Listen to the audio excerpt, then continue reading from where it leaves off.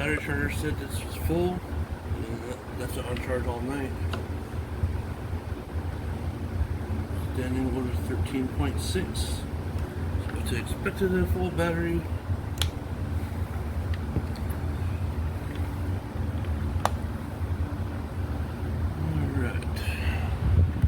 The lug nuts or screws that are on this are a ½ inch on the top.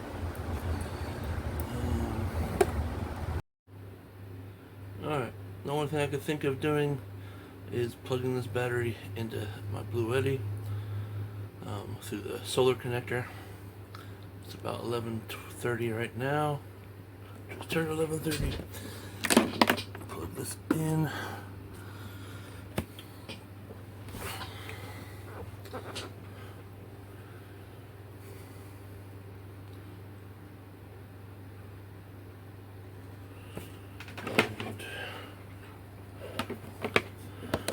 This plugged into it, so let's see how much power comes out of the battery. I'm guessing this will take at least 12 hours because it's a 100 amp hour 12 volt 12.8 battery. So I will come back when it's almost done.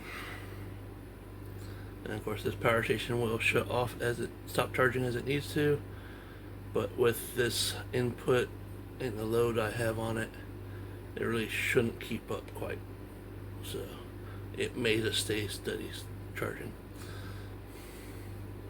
In order to make this go faster, it's been about 5.5 hours. I hooked up my 12 volt 24 converter here, and now we're charging at almost 200 watts. It's 180 over there. You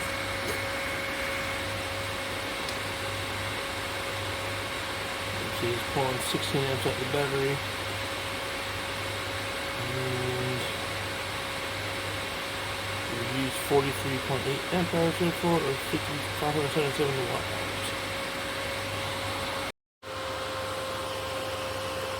It is 8:15 p.m.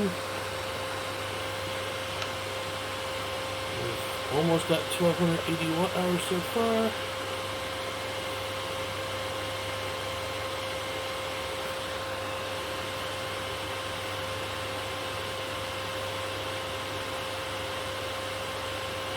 So I reached 100 amp hours. I don't know why this stopped at 65 amp hours. Continues counting watt hours. No idea why. I'm still putting power into my Blue Eddy.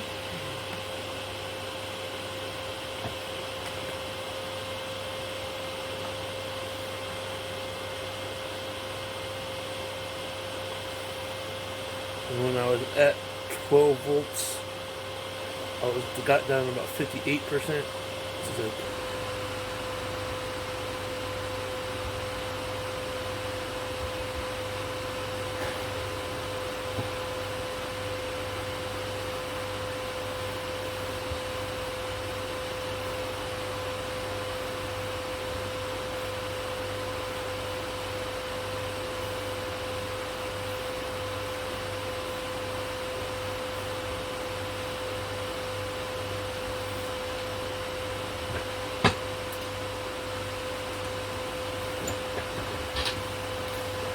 I'm going to stop it there because I've got over 100 amp hours. But brand new battery, works great so far. I think my next step I'm going to actually open it and see if I can get into the cells and see if I can find that information on those. Alright, got the top off. Doesn't take much. There's 8 screws total. Alright, and 2 black wire look like 7 gauge each. I'm guessing that's the same for the red wires over there.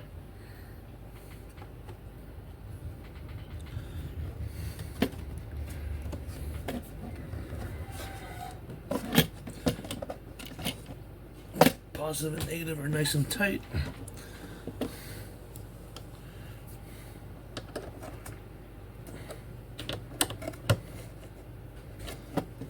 Those don't tighten at all.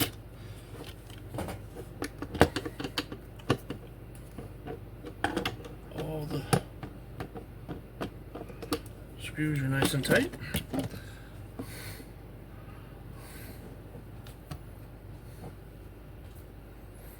The top of this, I'm guessing the, what do you call it, heat sink here, feels cool to the touch. You can see the screws have these metal threaded pieces inside the plastic. It has some sort of white gasket around it.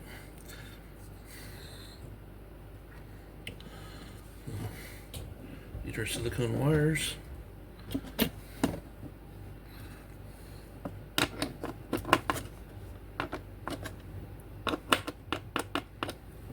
Most of those are tight, very snug. I don't know if I can pull the battery out. So if I can flip it up upside down. It's not coming out of there, it's pretty snug in there. I don't see anything that keeps it in other than it's super tight in there. But it seems like a very nice build. As far as I know, SOK makes their own BMSs.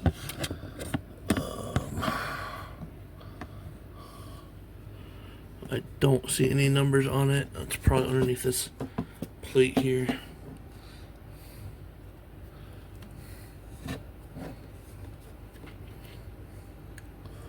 And I'm guessing that's a temperature sensor over here. That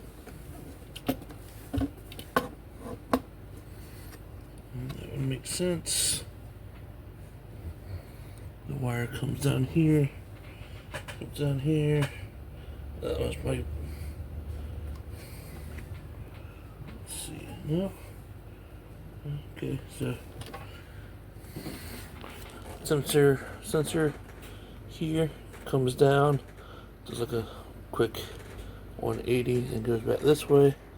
This is exactly where those wires there go to.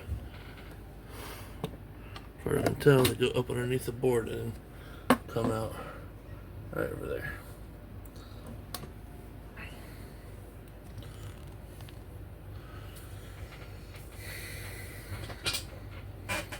I can't really access that at all. The only thing I would be able to do at all would be put this into a freezer to test the low voltage, low temperature cutoff. So that's what I would have to do. I don't have any room right now in a freezer to do so. I'll have to do that at a later date. Okay. These are the 8 screws, washers, 4 on each side of the battery. Well, 4 on this side and 4 on that side. There are none on the side, the short sides. They're all just Phillips head. And this is about 1/5 of what I paid for the 200 amp hour one 5 years ago.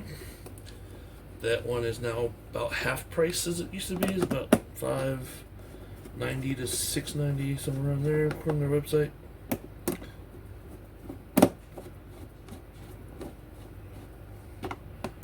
So their battery prices have come down quite a bit, but they're not as cheap as or as low as the thing like Power Queen and all. I mean, I could have saved $30 and got a Power Queen, but I won't be able to unscrew the top and get to the inside of this battery. And that's what I wanted. Just I like to be able to get into the battery if I need to. And from the outside you can tell these are laser welded onto the battery. Well, that's it for now. The only other thing I could test is that temperature sensor. I can't see any QR codes from the outside because the plastic case is covering it. And since I can't get it out easy, I don't see anything keeping it in there other than how tight it is on the bottom. That's a tight fit inside the case. So it's got this plastic container and the plastic outside that kind of acts as a compression thing. And it came with 8 of these little rubber caps for the screw head holes. Get those back in.